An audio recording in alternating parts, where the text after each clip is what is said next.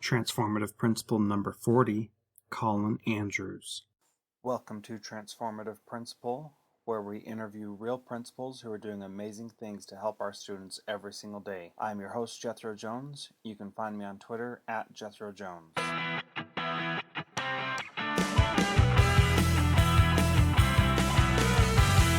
So I've got colleagues that I work with in Vermont and Oregon. Several years ago, I was awarded a traveling fellowship, and I was looking at transitioning of children from primary into our intermediate or middle schools and then on into secondary schools. And I work really closely with a couple of educators from those two parts of the world. Awesome. So I've had a few trips to your amazing country and continue to develop that learning relationship. It's been fantastic. That's awesome. How did you get started on a learning fellowship? What did that look like? There's a few opportunities for educators to pick up learning opportunities in New Zealand. So I applied for a 6-month sabbatical and a fellowship that stood alongside that. And I decided to do a 4-way study. I looked at the way we do transition in New Zealand, and I compared it to the US, the UK, and Australia. I interviewed teachers, I interviewed kids and their parents, and then I did a cross-reference on all of that. And I did another little study alongside that where I tracked some Kiwi kids over about 3 years. I tracked them into my school and then out into secondary school and then secondary school. So that took about 4 years all up, I suppose, to do that part of the study. Wow, that's amazing. That is awesome. So how did you take those interviews and cross-reference them? Did you just have to read through every single thing and then find connections, or did you use some piece of software? Oh, no. Sorry. You're a lot younger than me, Jethro. The old pen and paper still works for us old dudes, you know. Yes, it does. It still works for us young dudes also, but it's amazing. There's some, there's some software now where you can use that software to find correlations between what people say, and it's not as good as a human mind being able to do it, but it's pretty fascinating. So just wonder if you were a pioneer in that field or not, but No. That's quite all right. Not, I'm very sorry to say. Very sorry to say. Sure. But first, let's go ahead and have you introduce yourself so that people know who you are and where you're at and what you're doing. Okay, so my name's Colin Andrews. I'm principal of Blockhouse Bay Intermediate School in central Auckland. I've been principal of the school now for 12 years, and it's been a real joy and a real pleasure to be working in this environment. Blockhouse Bay Intermediate School's got around 800 children, very diverse. New Zealand is an immigrants country, and Auckland in particular. So we've got between 35 and 40 different ethnic groups across the school. One thing that kids are interested in is the environment. And I feel passionate about making sure that they can understand the environment in many different ways. So the way that we've reforested part of the school grounds, it's been totally driven by the kids. We put an outdoor classroom in the middle of the forest, driven by the kids. They were worried about the pest numbers, rats, mice, stoats, weasels. That was driven by the kids. We directed them through an inquiry basis, looking at how they can find out what to do about those pests. So we've done a lot around that.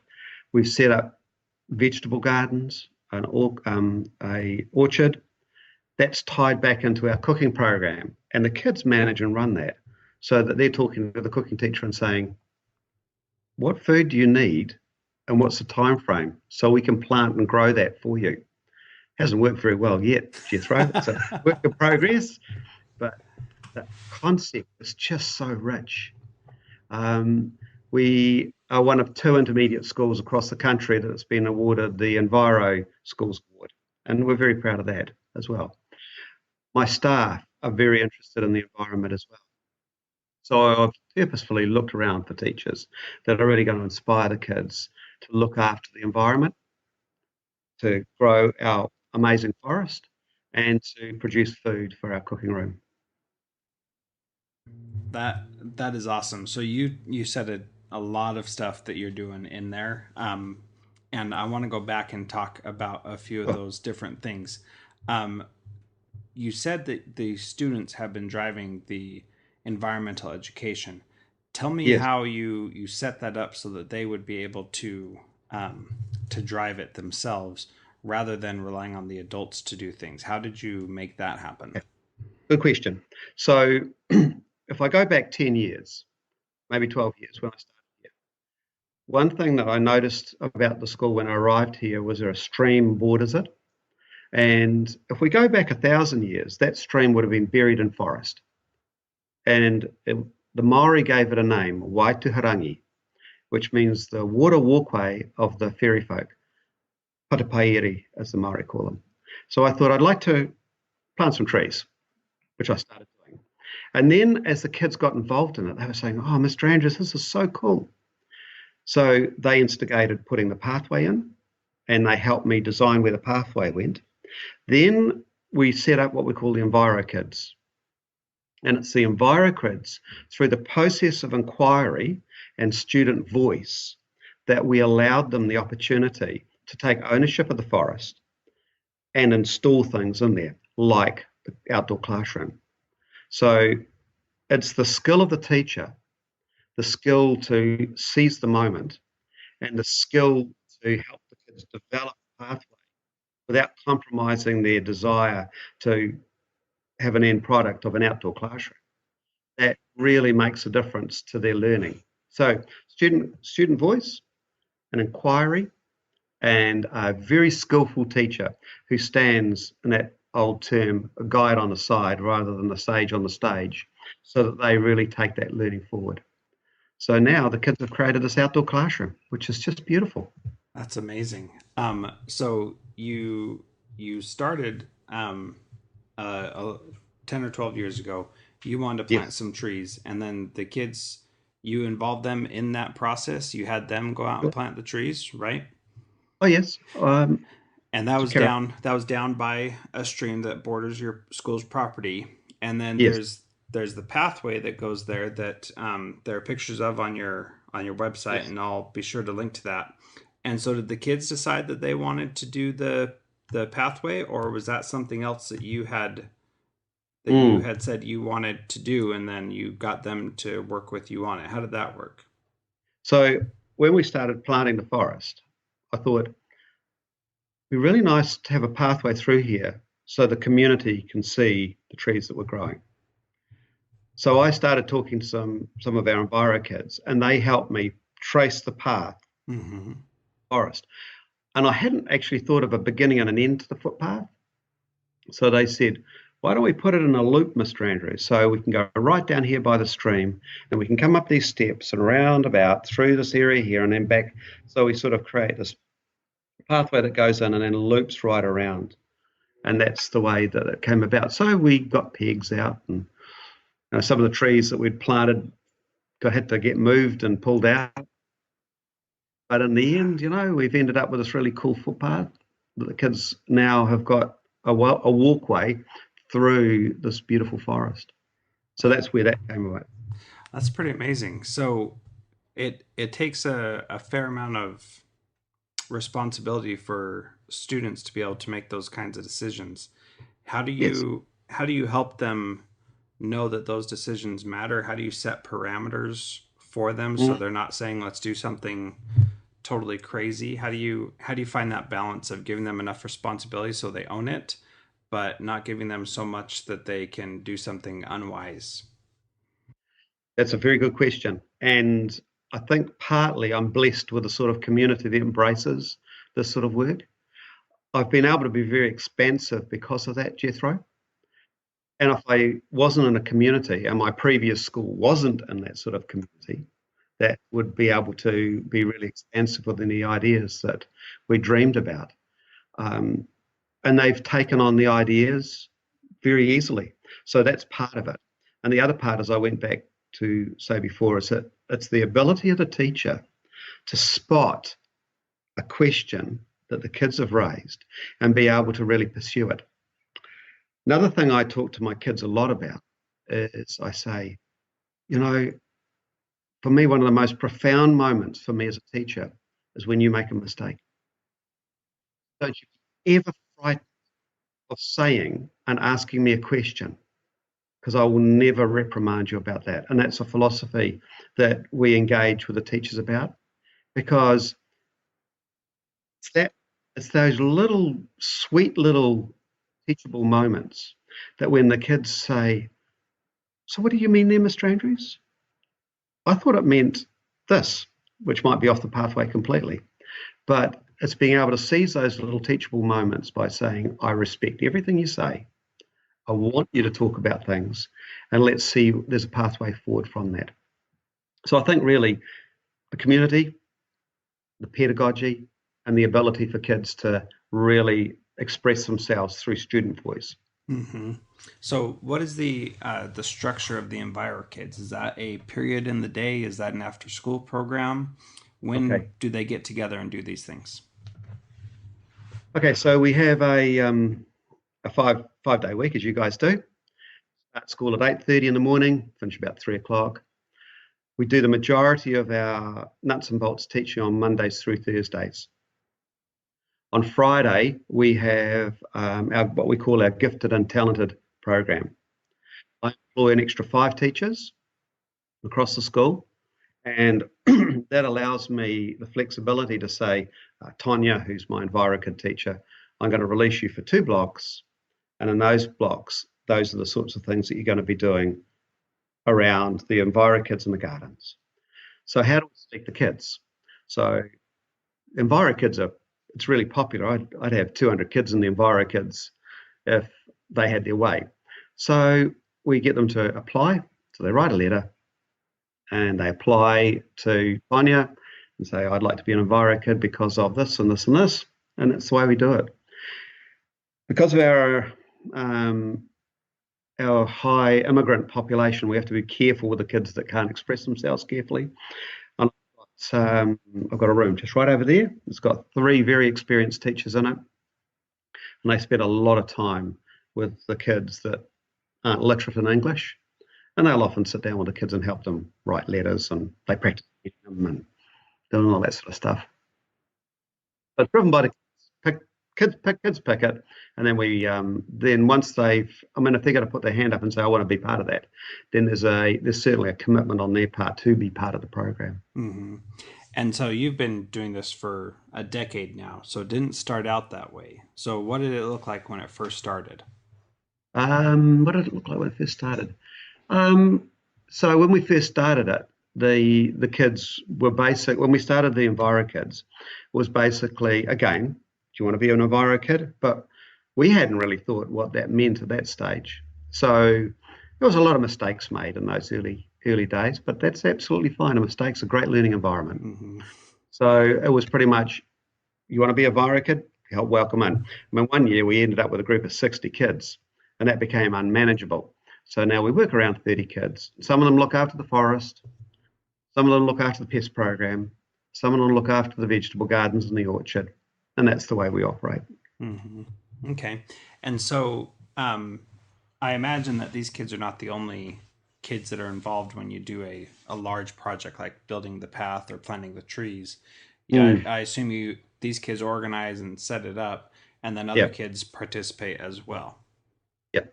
So I'm about to go to an assembly this afternoon, and I'll say we're going to have a working bee. It'll be on a Sunday morning. I don't know about your kids and your part of the world, but Saturdays are taken out by sport in New Zealand. We're very passionate about our sports. So Sunday around about 1 o'clock, we'll gather together, be about 200 kids there. I say to the kids, you have to bring a parent, and sometimes you can negotiate. So there's 2 kids to 1 parent. I don't mind, but if you want to be here, you've got to arrange to get a parent either here or negotiate with your friend to bring their parent. So we'll work for a couple of hours. So, 2 hours with sort of 250 people, it's around about 500 hours work gets done in a big blitz. It's fantastic, Jethro. That is fantastic. And how often are you doing these work days throughout the year? Maybe 2 or 3 a year. Okay. Uh, Early on, we did maybe we were doing maybe 4 or 5 a year because there was just so much work to do to get the project looking like a forest. Uh-huh. Yeah. Yeah. So you have about 200 kids that are showing up and they have to bring a parent to be able to come. How do you make manual labor, which it sounds like it is, sound so exciting to kids that they will coerce their parents into coming with them? Okay, so there's a couple of things there. One, there's 4 ethics that we work to in the school. Mm-hmm. There's 4 things that sit behind learning and teaching: academic, cultural, sporting, and the last one is service to the community. So we expect the kids to show that they have done elements of that through the course of the school year. Now, we have a uniform, which you guys don't, I guess. So onto the school uniform, we give the kids little different coloured stars as a extrinsic reward for them coming along, and they sew them on the sleeve of their sweater, and that just shows them that we value the work that they've done in these 4 areas, either academic, cultural, sporting, or service to the community. Okay. And so those 4 ethics you are talking about and finding ways to Yes, recognize those all throughout the year in probably everything you do. Is that right? everything we do. Yeah. I mean, Awesome. some say, "Oh, yeah, I've got to get as many stars on my sleeve as I possibly can," and we say that's fine. And other kids don't give 2 hoots about it. They don't Mm-hmm. need, and they'll just plow on and do the very best that they can, and all they do. Mm-hmm. As I said before, Jethro, I'm blessed with a really lovely community, and they're really committed to the school and the ethics of the school. So, I don't have a lot of behavioural problems, and that makes an enormous difference to a school, particularly of 800 kids. I'm really blessed with an environment to work in like this. Yeah, absolutely. That does make a big difference. So, Yes. Tanya is your teacher of the Envirokids. How long has she been there with you, and what has her role evolved into? Okay, so Tanya, she was one of the first teachers I employed when I arrived in the school because, I like that ethos of a teacher with an environmental background. She's got a science degree. She's a classroom teacher, so a bit unlike the system in the States, we work more in a holistic Mm-hmm. view of learning and teaching. So one teacher will teach all the academic subjects, will also teach the PE and the health. So she does all of that. And then on Fridays, she's pretty focused on doing her learning and teaching around the Envirokids. Mm-hmm. But if you went into a classroom, you'd see that she wasn't very keen on the environment anyway. Yeah. Hmm. I don't know whether you have the same. I don't know whether you have the same flexibility in the way you employ teachers, Jethro. No, because of the laws that are in our country, teachers have to be what's called highly qualified, which means Mm, that you have to, for secondary schools, you have to have a bachelor's degree in the area in which you're going to teach. So, for example, mm, I have a English degree, and so I would only be able to teach English type courses, reading, writing, things like that. And I wouldn't be able to teach math without mm. taking additional college Yeah, level courses and getting an additional math endorsement. And so at the secondary level, that's how that yeah. works. So we don't have that as much flexibility with that. So that's the same in New Zealand. Okay. So from year 9 up, Mm-hmm. children would be taught the subjects rather than the individual being taught. Mm-hmm. So up to year 8, that's what we would call primary education. Uh-huh. The 2 years I've got in my school, years 7 and 8, we do a little bit of semi-specialisation, not a lot, but it's the classroom teacher. It's all about the relationship that the teacher develops with a child. Mm-hmm. That's the most powerful learning tool that you can have.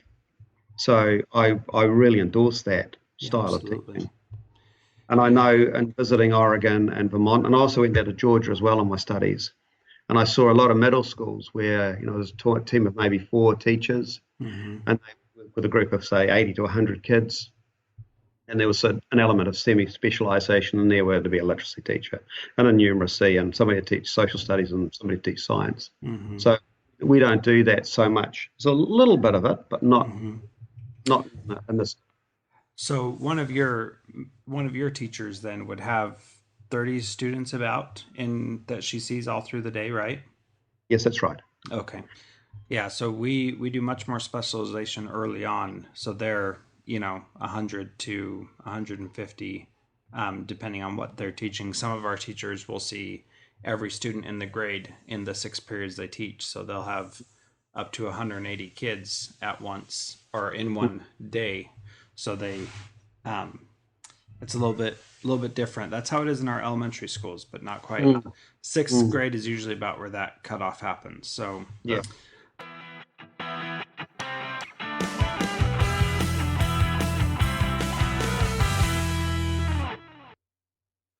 Thank you so much for downloading and listening to this podcast. Please subscribe in iTunes or Stitcher, and please feel free to give us a rating on Stitcher Radio or on iTunes so that we can help spread the word about how much we're learning in this podcast. Thank you so much for listening. You can find me on Twitter at Jethro Jones.